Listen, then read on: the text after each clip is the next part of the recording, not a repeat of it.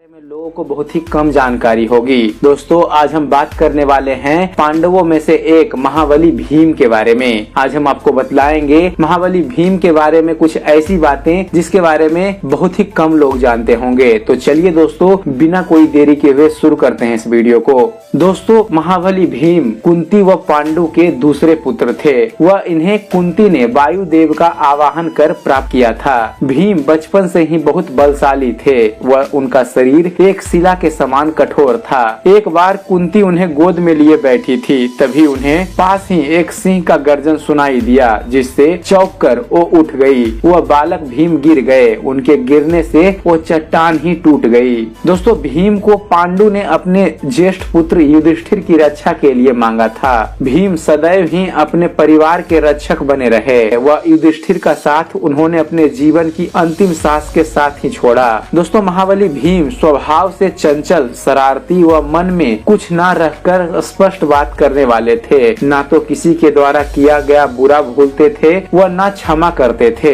देर सवेर ही सही, किंतु शत्रु से प्रतिशोध अवश्य लेते थे। उन्हें क्रोध भी बहुत जल्दी आ जाता था। दोस्तों, भीम को भोजन करने का व बनाने का दोनों का शौक था। अपने विशालकाय शरीर व 10,000 हाथियों के बल को कायम रखने के लिए उन्हें अधिक भोजन की आवश्यकता होती थी। उनके विशाल पेट के कारण उन्हें विक्रोदर भी कहते थे। दोस्तों, महाबली भीम हस्तिनापुर पहुंचकर दुर्योधन व उसके अनुज पांडवों से ईर्ष्या रखने लगे थे। भीम हर प्रतिस्पर्धा में उन्हें परास्त कर देते थे। वह अपने भाइयों की उनसे रक्षा भी करते थे। वह कौरवों को तंग भी करते थे। दुर्योधन, शकुनी व कर्ण ने मिलकर कई बार भीम व पांडवों को मार डालने की कोशिश की थी। दोस्तों, दुर्योधन की हर समस्या का एक ही रामबाण इलाज था, भीम का वध। क्योंकि दुर्योधन अपने व हस्तिनापुर सिंहासन के बीच मात्र भीम को ही एक अड़चन के रूप में देखता था। उसे लगता था कि यदि भीम का वध कर दिया गया तो अन्य सभी पर वो विजय प्राप्त कर लेगा।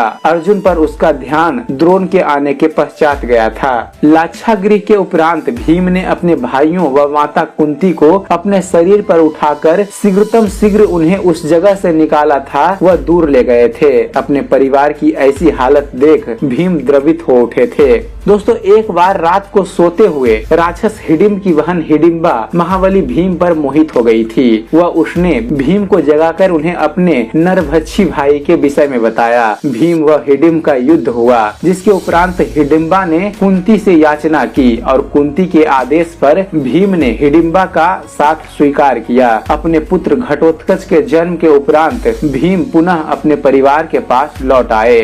दोस्तों, एक चक्र नगरी में पांडवों ने कुछ समय एक दरिद्र ब्राह्मण के घर में आश्रय लिया था। उस ब्राह्मण के परिवार को बचाने के लिए कुंती के आदेश पर भीम ने बकासुर नामक राक्षस का वध किया था। दोस्तों, पांडव उस समय भिक्षा मांगकर अपनी जीवन यापन करते थे।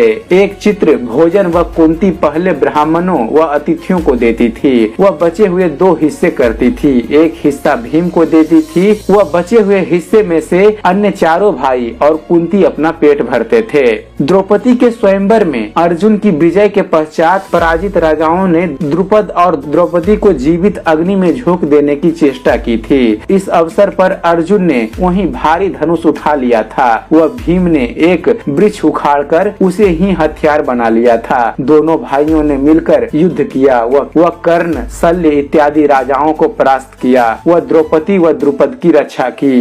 दोस्तों, बहुत ही कम लोग जानते होंगे कि द्रौपदी और भीम का एक पुत्र था, जिसका नाम सुतसोम था। भीम ने काशी की राजकुमारी बलंधरा से भी विवाह किया था। इस पत्नी से उनका एक पुत्र हुआ था, जिसका नाम सर्वांग था। महापराक्रमी आर्यावर्त के सम्राट बनने से पहले प्रबल दावेदार जरासंध को भीम ने मल्ल युद्ध में हराकर उसका वध किया था। जरासंध के वध के बिना युधिष्ठिर सम्राट नहीं बन सकते थे।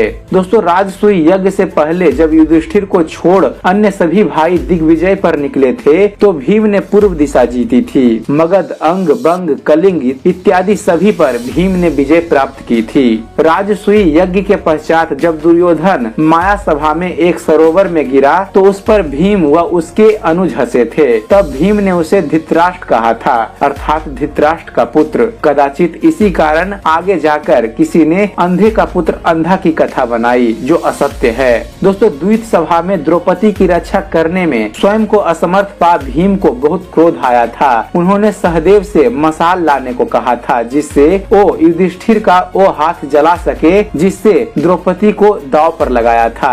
दोस्तों, द्वित सभा में द्रौपदी के अपमान के पश्चात भीम ने प्रण किया था कि वो दुशासन का वो हाथ उखाड़ देंगे जिसने द्रौपदी के केस को छुआ, वह उसकी छाती फाड़ के उसका रक्तपान करेंगे। उन्होंने दुर्योधन की जांघ तोड़ने का भी प्रण किया जो उसने द्रौपदी को दिखाई थी। वह उसके सिर पर अपना पांव रखने का भी संकल्प किया। उन्होंने घोषणा की कि वो सभी कौरवों का वध करेंगे। इसके अतिरिक्त उन्होंने अर्जुन को आदेश दिया कि वो कर्ण का वध करे, वह सहदेव को आदेश दिया कि वो शकुनी का वध करें। दोस्तों, भीम का सर्वप्रिय अस्त्र उनकी गदा थी, जो साधारण गदाओं की तुलना में बहुत भारी थी। उन्होंने गदा युद्ध का प्रशिक्षण बलराम से लिया था, किंतु वनवास के समय युद्ध की तैयारी के लिए भीम ने धनुर्विद्या का अभ्यास किया और वो इसमें इतने अभ्यस्त हो गए थे कि कुरुक्षेत्र में कई महारथियों को उन्होंने धनुष से युद्ध करते हुए ही परास्त किया था।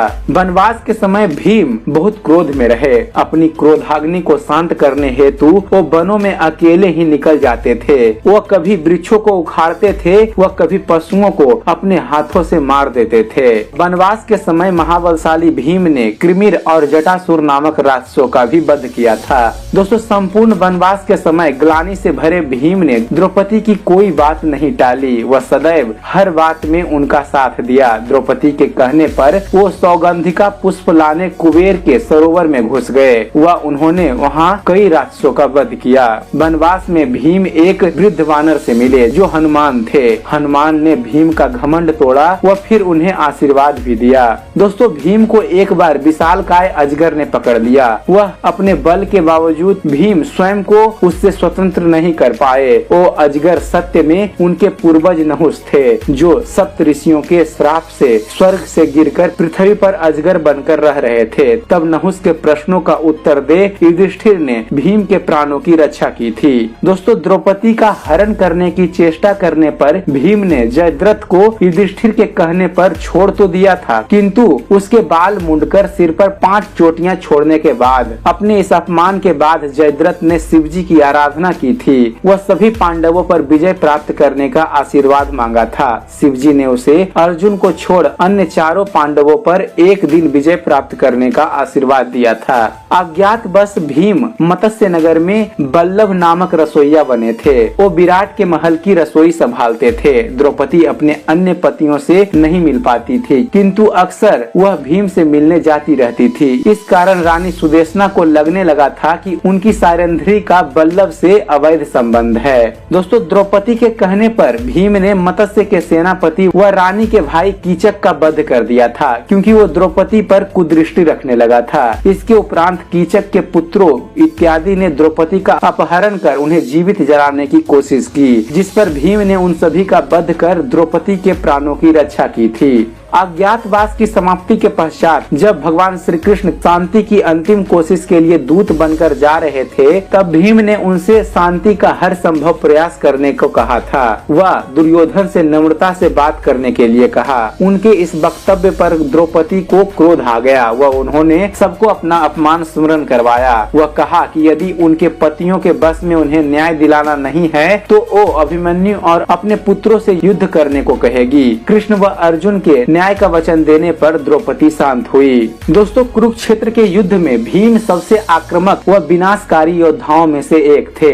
लोग उन्हें टीवी सीरियलों के कारण मात्र एक कम बुद्धि वाले पेटू के रूप में देखते हैं, किंतु सत्य में बलशाली भीम एक अत्यंत कुशल योद्धा थे। अपने रथ में वे कई छोटी गदाएं रखते थे, जिन्हें अस्त्र की भांति फेंक वो शत्रुओं का रथ तोड़ देते थे। उनका मुख्य अस्त्र उनकी गदा बहुत भारी थी, जिसे लेकर वो शत्रु सेना के बीच पैदल ही घुस जाते थे। वह भारी क्षति पहुंचाते थे। कौरवों की विशाल गज सेना को मुख्य रूप से भीम ने ही समाप्त किया था। इसके अतिरिक्त धनुर्विद्या में भी वो पारंगत थे। वह कुरुक्षेत्र का युद्ध उन्होंने अधिकतर समय धनुष से ही लड़ा था। हालांकि उनके पास कोई दिव्यास्त्र नहीं थे, किंतु फिर भी कर्ण को उन्होंने 2 बार पराजित किया। वह अर्जुन के वचन के कारण उन्होंने कर्ण को जीवित छोड़ दिया। कर्ण उन्हें मात्र 1 बार परास्त कर पाए। उन्होंने उन्होंने द्रोण को भी परास्त किया। सत्य तो यह है कि अर्जुन का रथ पूरी रणभूमि में घूमने को स्वतंत्र मात्र इस कारण से था कि युधिष्ठिर की रक्षा भीम करते थे।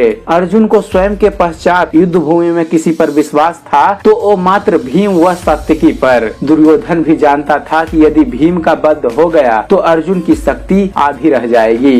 दोस्तों, द्रोण से शस्त्र रखवाने के लिए अश्वत्थामा हाथी वध करने की युक्ति भीम की थी। अश्वत्थामा ने जब द्रोण की मृत्यु के पश्चात नारायणा अस्त्र का आवाहन किया तो कृष्ण ने कहा कि उससे बचने का मात्र एक ही उपाय है कि अपने शस्त्र झुकाकर उसके आगे आत्मसमर्पण करना होगा। भीम को छोड़ सभी ने कृष्ण की बात मान ली। बड़ी मुश्किल से कृष्ण ने भीम को मनाया, जिससे भीम के प्राण बच गए। दोस्तों, भीम ने महाभारत की युद्ध भूमि में अपने हर प्रण को पूरा किया। अश्वत्थामा द्वारा पांचाल शिविर की हत्या के उपरांत, जिसमें द्रौपदी के 5 पुत्र मारे गए थे, भीम ने अश्वत्थामा का पीछा किया। भीम के क्रोध से डरकर ही अश्वत्थामा ने ब्रह्म शिविर का आवाहन किया था। दोस्तों, युद्ध के उपरांत युधिष्ठिर के स्वजनों के वध से उपजे दुख व ग्लानि के कारण वनवास लेने की बात पर भीम विफर उठे थे।